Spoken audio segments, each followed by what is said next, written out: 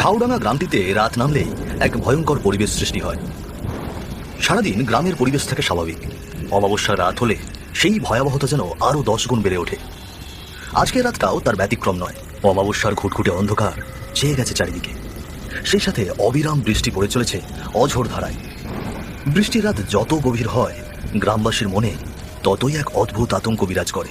ঝাউডাঙ্গা গ্রামে এক নতুন আতঙ্কের আবির্ভাব হয়েছে হঠাৎ করে।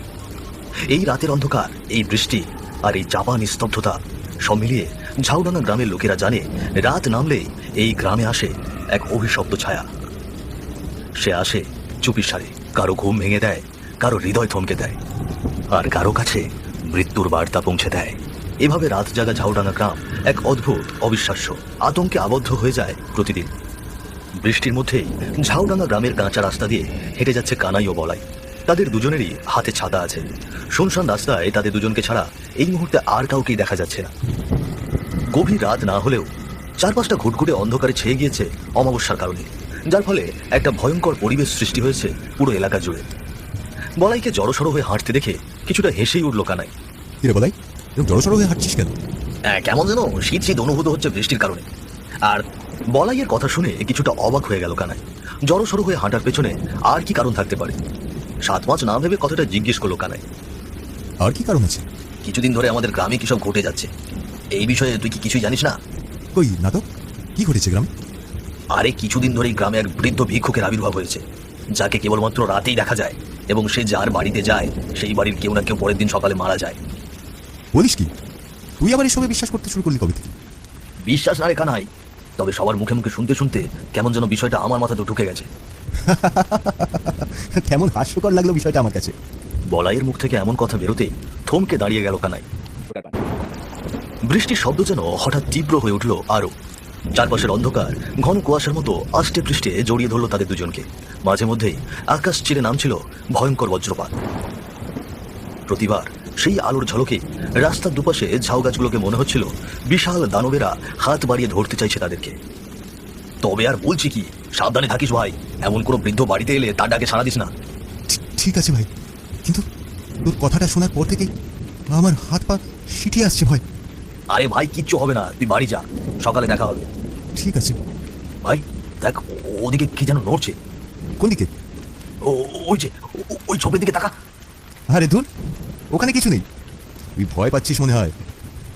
কানাই এবং বলাইয়ের এই ছোট্ট আলাপও যেন ঝাউডাঙ্গা রাতের ভয়ঙ্কর পরিবেশকে কমাতে পারল না। সব ভয়কে উপেক্ষা করে তারা এগিয়ে গেল যে যার বাড়ির পথে। হঠাৎ করে ঝোপের আড়ালে কিছু একটার উপস্থিতি লক্ষ্য করে বলাই, কিন্তু সেখানে কি আছে সেটা বুঝতে পারছে না সে। মনটা অস্থির লাগলেও বলাই তখনও অস্থির চোখে চেয়ে আছে সেই ঝাউবনের ঝোপঝাড়ের দিকে।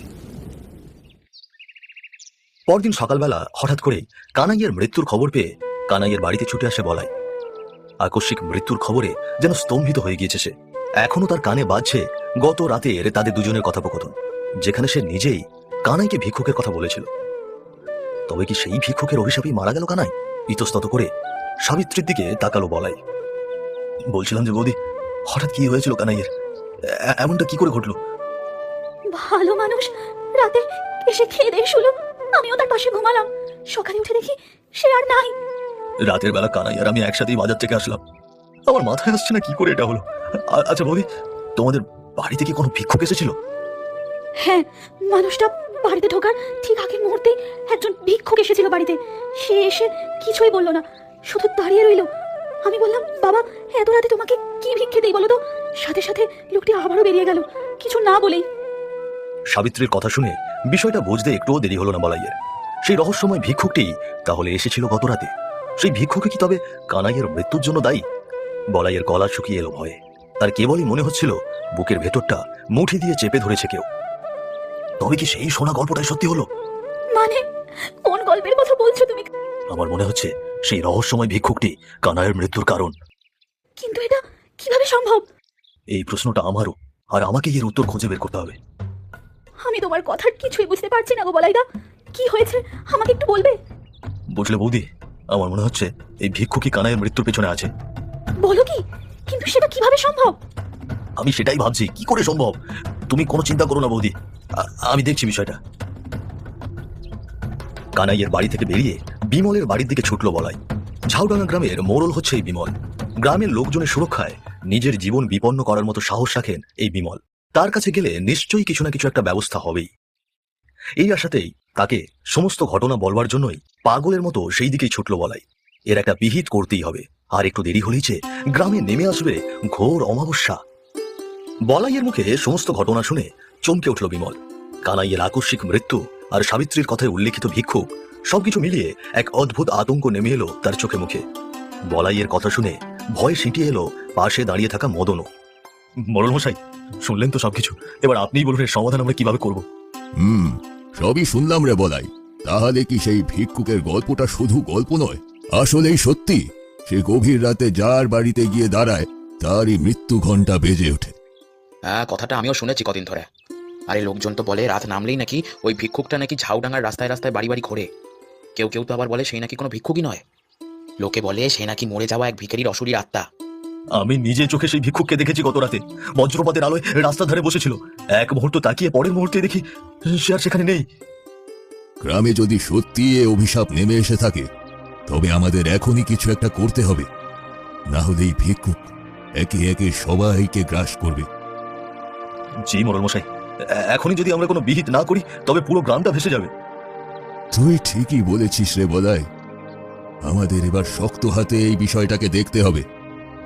আগে কর্তা কি করবেন? প্রয়োজনে গ্রামের প্রতিটি রাস্তায়, প্রতিটি বাড়িতে পাহারা বসাতে হবে। নির্ঘুম রাত কাটাতে হবে গ্রামবাসীকে। এই বৃদ্ধ ভিক্ষুক কে সেটা জানতেই হবে। মনে রাখবি, তোকে আর বলাইকেই কিন্তু বিশেষ গুরুত্ব রাখতে হবে এখানে। আগে কর্তা, আপনি যা বলবেন তাই হবে। জি মোড়ল মশাই, আমাদের এখন এটা করা ছাড়া আর কোনো উপায় নেই। তোরা আর দেরি করিস না, শিগগির গ্রামে পাহারা বসানোর ব্যবস্থা কর। বিমলের কণ্ঠে দৃঢ়তা থাকলেও তার চোখের ভেতর জ্বলছিল এক অদৃশ্য ভয়ের ছায়া। সূর্য ডুবতে ডুবতে যেন ঝাউডাঙ্গার ওপর নেমে এলো আর একটি অশুভ রাতের পূর্বাভাস।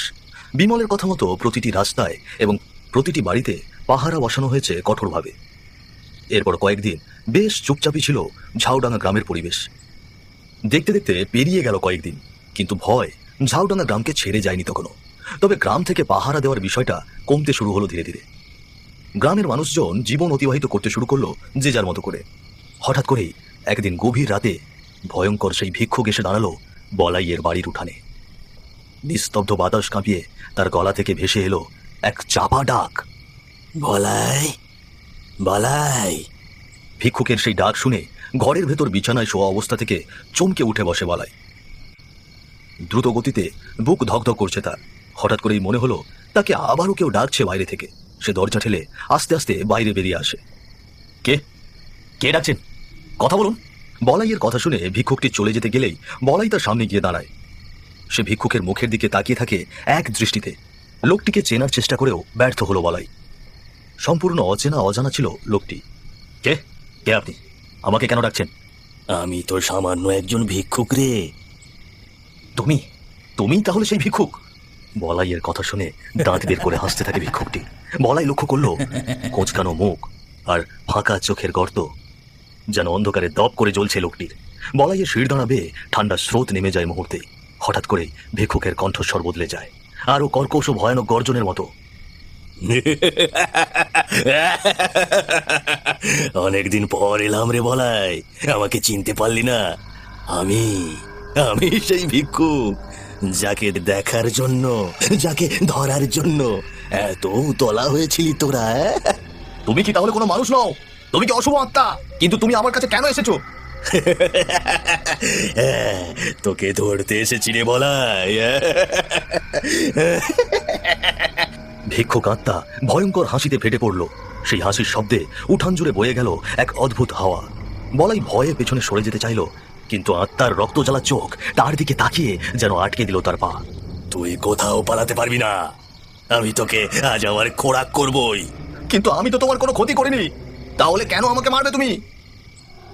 কারণ আগের জন্মে তোরা আমাকে মেরেছিলি। বিনা অপরাধে আমাকে যারা যারা মেরেছিল, তুই আর কানাইও ছিলি তাদের মধ্যে। কিন্তু বিশ্বাস করো, আমার এসব কিছুই মনে নেই। এর জন্য তো আমি তোমার কোনো ক্ষতি করিনি। আজ তোকে কেউ বাঁচাতে পারবে না বলাই। আজ তুই আমার হাতে মরবি। তোকে মেরে আমি আমার মৃত্যুর প্রতিশোধ নেব। আমাকে মেরো না, আমাকে মেরো না, তুমি আমাকে ছেড়ে দাও। বাঁচতে চাইলে আমার হাত থেকে নিজেকে রক্ষা কর বলাই। এই গ্রামের সীমানার মধ্যে থাকলে তোর মৃত্যু নিশ্চিত। বাঁচাও, বাঁচাও, কেস বাঁচাও।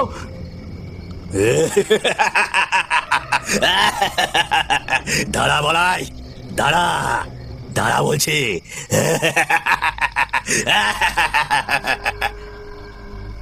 হঠাৎ করে নিস্তব্ধতায় ছেয়ে গেল চারিদিক। সেখানে শুধু শোনা যাচ্ছে বলাইয়ের বাঁচাও বাঁচাও চিৎকার আর ভিক্ষুকের সেই ভয়ানক হাসি। রাতের অন্ধকারে সেই শব্দ যেন কাঁপিয়ে দিল গোটা গ্রামকে। বলাই দৌড়তে লাগলো সামনের দিকে, আর পিছন পিছন ছুটছে ভিক্ষুকটিও। লম্বা হাত বাড়িয়ে বলাইকে ধরতে গেলেই আরো দূরে পালিয়ে যাচ্ছে বলাই। দৌড়তে দৌড়তে ঝাউডাঙ্গা গ্রামের সীমানা পেরিয়ে পাশের গ্রামে পৌঁছে গেল সে। বলাই চারপাশে তাকিয়ে দেখল যে আর ঝাউডাঙ্গা গ্রামে নেই সে। এরপর সেখানেই অজ্ঞান হয়ে পড়ে গেল সে। রাতভর ভয়ঙ্কর আতঙ্কের সঙ্গে লড়াই করে কোন রকমে প্রভাত পর্যন্ত টেকেছিল বলাই। সে দৌড়তে দৌড়তে পৌঁছে যায় পাশের গ্রামের অমলবাবুর বাড়িতে। অমলবাবু দালানের পাশে অচেতন অবস্থায় পড়ে থাকতে দেখে অমলবাবু তাকে নিজের বাড়িতে নিয়ে যান। শরীর জুড়ে আঁচড়ের দাগ, মুখে আতঙ্কের ছাপ, আর চোখ দুটি লাল হয়ে আছে বলাইয়ের। তাকে দেখেই বোঝা যাচ্ছে রাতভর কোনো দুঃস্বপ্নে তাড়িত হয়েছে সে। এখন সে শুয়ে আছে অমলবাবুর পাকা ঘরের বিছানায়। কি হয়েছে বাবা তোমার? তোমার বাড়ি কোন গ্রামে, আর আমাদের এখানে এলেই বা কিভাবে? আমি বলাই, ঝাউডাঙ্গা গ্রামে আমার বাড়ি। কাল রাতে এক ভিক্ষুকের তাড়া খেয়ে আমি এখানে আসি। আপনার বাড়ির সামনে এসে অজ্ঞান হয়ে যাই। এরপর আমার কিছু মনে নেই। ভিক্ষুক? ছিপছিপে গরনের লাল কাপড়ে মোড়ানো বৃদ্ধ, সেই ভিক্ষুকটা কি? হ্যাঁ, ওই ভিক্ষুকটি। আপনি কি তাকে চেনেন? কানাইয়ের কথা শুনে স্তম্ভিত হয়ে গেল অমলবাবু। তার চোখে মুখে ভয়ের ছায়া নেমে এলো। তবে তিনি শান্ত থাকার ভান করে বলাইয়ের দিকে তাকালেন। তাই নাকি? তবে তো ব্যাপারটা গুরুতর। এই ভিক্ষুকটি কতদিন ধরে তোমাদের গ্রামে আছে? মাস দুয়েক হবে, আর তার মধ্যে বেশ কয়েকজন মরেছে। গত কয়েকদিন আগে আমার বন্ধু কানাই, সেও গত হয়েছে এই ভিক্ষুকের কারণে। আমি বুঝতে পারছি পুরো বিষয়টা, তবে সে বেশি দিন তোমাদের গ্রামে থাকবে না। আপনি কি তাকে চেনেন? ভয়ানক নীরবতা বিরাজ করতে শুরু হলো মুহূর্তের মধ্যে। জানালার ফাঁক দিয়ে আসা সকালের আলো যেন ফিকে হয়ে গিয়েছে সেই নীরবতা কাটাতে। বাইরে জড়ো হতে শুরু করেছে গ্রামের মানুষজন, কারণ সবাই জানতে শুরু করেছে ঝাউডাঙ্গা গ্রামের রাতের আতঙ্ক সেই ভিক্ষুককে ঘিরে। এই গ্রামের কয়েক মাস আগের আতঙ্ক সেই ভিক্ষুকটিই ছিল। আপনি কিছু বলছেন না যে? আমাদের গ্রামেও এই ভিক্ষুকটি কয়েক মাস আগে এসেছিল। শুনেছি অনেক বছর আগে লোকটি মারা যায়। তারপর থেকেই লোকটি বিভিন্ন গ্রামে গিয়ে গিয়ে গভীর রাতে এসব ঘটনা ঘটায়। কিন্তু কেন? এর কারণটা আসলে কি? অনেক বছর আগের কথা, ধরো তোমার জন্মেরও অনেক আগে। লোকটি তখন একজন ভিক্ষুক ছিল। একদিন রাতে একজনের বাড়িতে খাবার চাইতে যায় লোকটি, কিন্তু সেই বাড়ির কর্তারা বিষয়টি পছন্দ করেনি। তখন সেই লোকটিকে সাহেস্তা করবার জন্য গ্রামবাসীকে ডাকে, বলে লোকটি নাকি ওই বাড়িতে চুরি করতে এসেছে। এরপর সেখানেই কয়েকজন লোক তাকে পিটিয়ে মেরে ফেলে। এরপর থেকেই লোকটির আত্মা বিভিন্ন গ্রামে ঘুরে বেড়ায়, আর যেই লোকগুলো ভিক্ষুকটিকে মেরেছে তারা সকলেই সেই হত্যাকারীর পুনর্জন্ম। কি বলছেন এসব? এই জন্য ভিক্ষুকটি আমাকে এসব বললো? আমার মনে হচ্ছে তুমিও তার সেই হত্যাকারীদের একজন, যার জন্য সে তোমাকে তাড়া করেছিল। তুমি সাবধানে থেকো।